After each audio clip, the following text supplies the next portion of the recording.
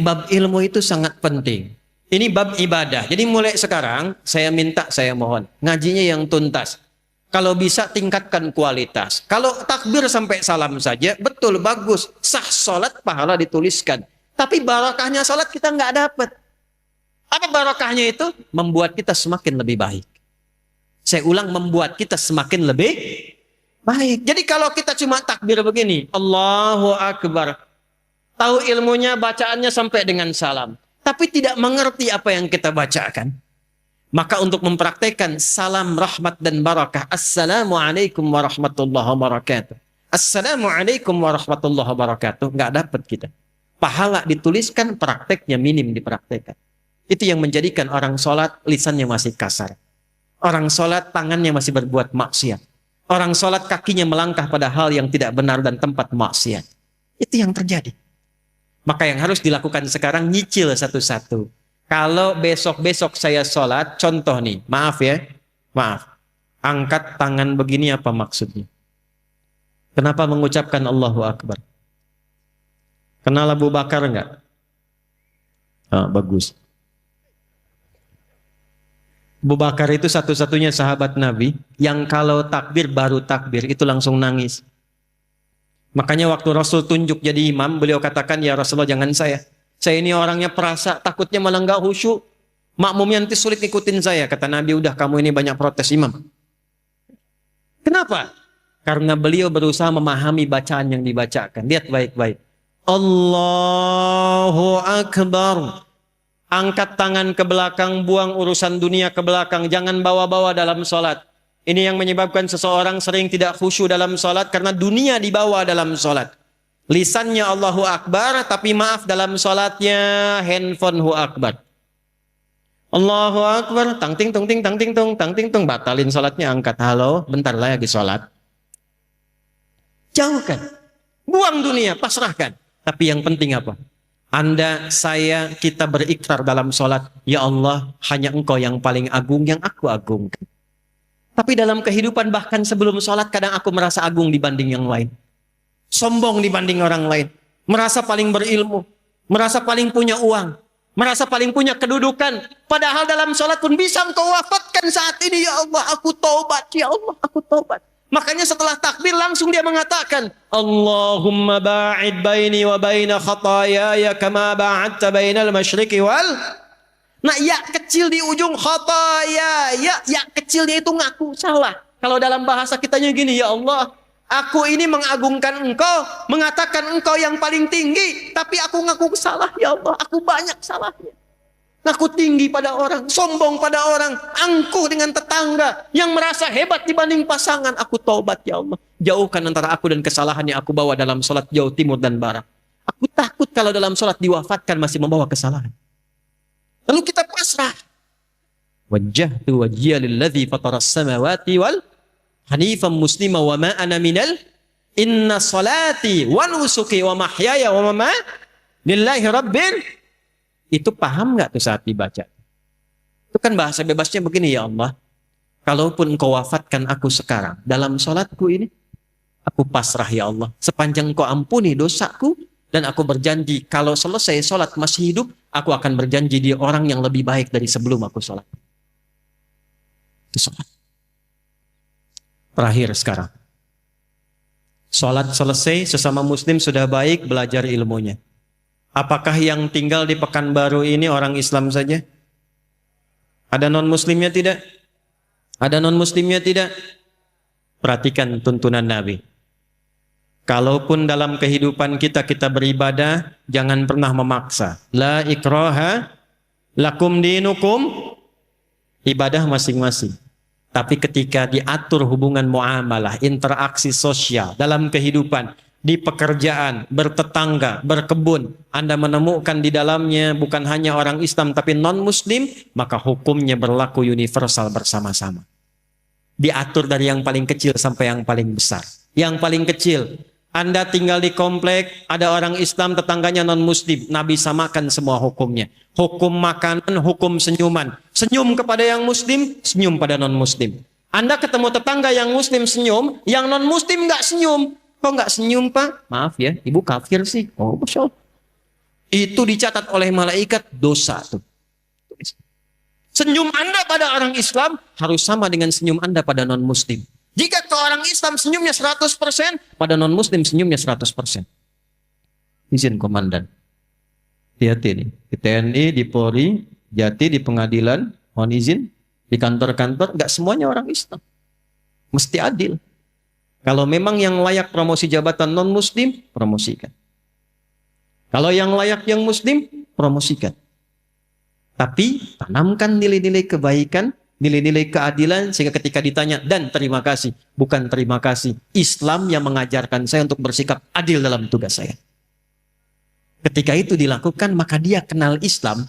Kalau kemudian kenal dan memahami lantas mengucapkan asyhadu an la ilaha illallah wa asyhadu anna muhammadar rasulullah, itulah pahala yang melekat pada amanah kedudukan.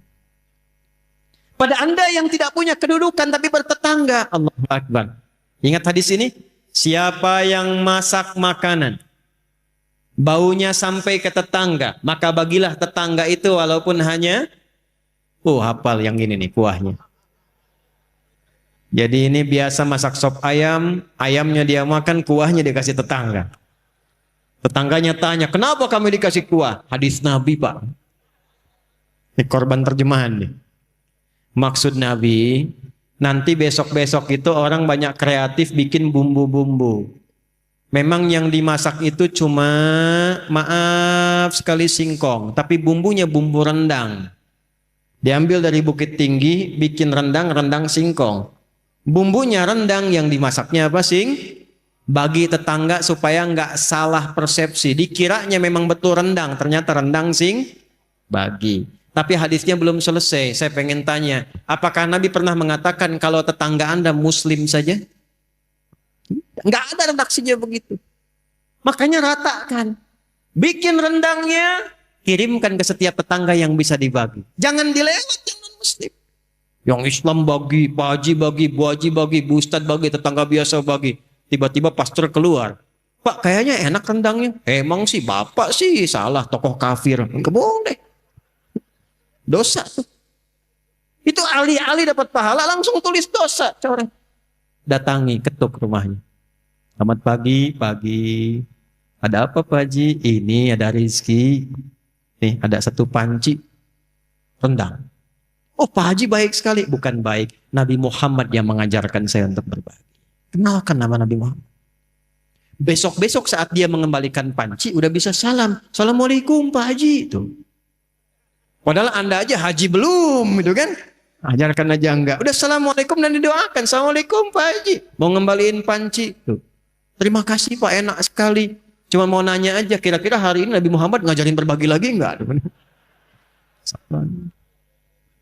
Itu perkara makanan. Ini saya lihat banyak tumbuhan nih. Hati-hati nih.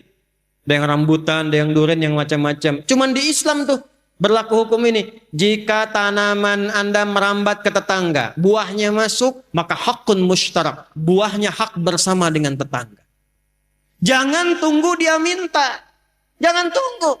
Anda punya rambutan, buahnya ke tetangga. Ketuk pintunya, sampaikan. Bu, ya Pak, ada apa? Itu ada buah. Ya, saya tahu pohon rambutan punya Bapak kan. Betul, pohonnya punya saya. Tapi buahnya ke tempat ibu. Jangan tunggu sampai menguning, sampai memerah. Ibu pengen saat hijau pun ambil aja. Nggak usah minta izin sama saya. Aturan dari mana Pak? Nabi Muhammad mengajarkan saya jangan sampai tetangga menikmati dengan pandangan dan menyapu sampahnya saja. Dia mendapatkan bagian yang sama untuk mengambil buahnya. Islam.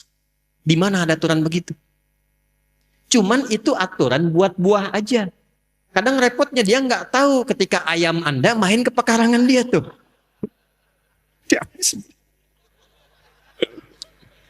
Besok dia datang, Pak, Nabi Muhammad tuh berkah banget ya, ayam Bapak enak banget nih. Nah, saya menginginkan suasana begini nih antara umat Islam itu. Jadi kita internal diperbaiki sama orang-orang sekitaran kemudian berbuat baik, jaga itu sampai wafat. Jaga itu sampai wafat. Karena kita nggak tahu kapan kita pulang. Mungkin pulang malam ini. Kenapa pada diam ini? Kan udah gelap banget tuh. Ya, senang tidak kalau pulang? Yakin? Senang tidak? Dibilang senang takut malam ini gitu ya. Dibilang tidak ya pulang. Maaf ya, ini hukum psikologi nih. Di mana-mana semua orang pulang itu senang. Nih saya tanya nih, kalau habis lebaran, mau Idul Fitri, mau pulang kampung, senang tidak? Senang kan? Besok lebaran, kita mau pulang. Saking senangnya kita cari bekal kan? Yang paling hebat tuh begini, dan cuma ada di Indonesia nih. Saya udah cek negara-negara lain nggak ada tuh. Ya, kita punya asosiasi 20 negara, jalan-jalan nggak ada yang kayak Indonesia. Disiapin jauh-jauh hari, tiket-tiket kereta habis, bis-bis makin naik dibeli juga. Yang paling hebat, ada orang yang menyiapkan bekal, pulangnya pakai motor bebek, bekalnya singa. Tahu nggak? Motor bebek tapi bekalnya singa, dus tambah. Begitu lewat dus pelepah pisang, tambah lagi satu lagi. Kumpulkan banyak. Kenapa? Ketika saya tanya, karena Ustadz saya senang mau pulang. Dan saking senangnya dia tuliskan di belakang pakai kardus, dia tulis dekat knalpotnya itu, sayang aku pulang. Lalu dia telepon ke kampungnya, aku pulang hari ini. Yang di kampung Allahu Akbar, cek rumah karena ada yang mau pulang. Disediakan makanan, yang nggak ada diada-adakan. Yang paling klasik, maaf, yang luarnya itu kaleng biskuit, isinya rengginang. Saya nggak sebut nama karena endorse. Kaleng biskuit isinya rengginang. Tasik banyak ya Bu ya. Paling banyak. Kenapa? Karena senang ada yang pulang. Jadi setiap pulang itu biasanya senang. Kalau siap bekalnya. Itu poin. Saya tanya waktu satu kali, kenapa Anda nggak pulang mudik? Gak ada bekal Ustaz. Sifat pulang senang kalau ada bekal. Kalau sedikit bekal, tak ada bekal, tak siap pulang. Jadi setiap disebutkan pulang, semua senang. Ini saya konfirmasi lagi nih. Kalau malam ini kita pulang, senang nggak? Udah punya bekal. Maka materi yang kita pelajari malam hari ini, bawa dan terapkan, taubat dulu malam ini. Dengan taubat gugur semua dosa insya Allah. Kecuali utang ya, awas tuh. Utang tetap bayar tuh. Taubat utang tidak lunas dengan taubat. Ya, yang buruknya hilang, yang utangnya lunasi. Begitu selesai kemudian kosong, pulang dari sini, jalan itu udah bawa pahala. Ada orang pernah bunuh 99 sampai 100 orang. Dia mau tobat. Begitu mau tobat datang kepada seorang kiai. Kata kiai itu, kalau yang kayak kamu ini saya nggak bisa bimbing. Tapi saya referensikan pada kawan saya yang di sana. Ini sikap bijak. Nggak ada ustadz menguasai segalanya. Kalau bukan pakar di bidangnya, arahkan dan sarankan pada ustadz lain yang menguasai bidangnya. Maka dia jalan ke tempat kiai itu di tengah-tengah, ternyata ajalnya tiba, meninggal. Di tengah-tengah. Apa yang terjadi? Ini saking viralnya sampai di era Nabi Muhammad turun ayat An-Nisa, surah keempat ayat 100. Wa may yuhajir fi sabilillah yajid fil ardi muraghaman katsiran wasa'a. Wa may yakhruj min baitihi muhajiran ila Allah wa rasulih thumma yudrikul maut faqad waqa'a ajruhu 'ala Allah. Siapa yang bertekad merubah dirinya lebih baik, kalau dia masih ada ajal hidupnya, maka oleh Allah akan dilimpahkan ketenangan. Jadi kalau mau berubah jadi baik, bukan dunia dulu yang dikasih. Bukan materi, bukan pangkat dulu. Diberikan ketenangan di hatinya oleh Allah supaya menerima kebaikan. Setelah itu baru dilimpahkan, kedudukan tambahkan, harta tambahkan, ilmu tambahkan. Tapi kalau dia ingin berubah tiba-tiba wafat di pertengahan, maka jalan kakinya itu menggugurkan dosa-dosanya. Taubatnya diterima, tapak kakinya dihitung sebagai amalan baru. Maka orang tadi yang pernah membunuh 100 orang, maaf, dia meninggal di pertengahan jalan ke majlis ilmu untuk mengaji, di tengah-tengah belum sampai belajar, meninggal di tengah. Allah perintahkan, catat amalannya untuk menggugurkan dosanya. Dan catat tapak pertama kakinya untuk mengantarkan dia ke surga.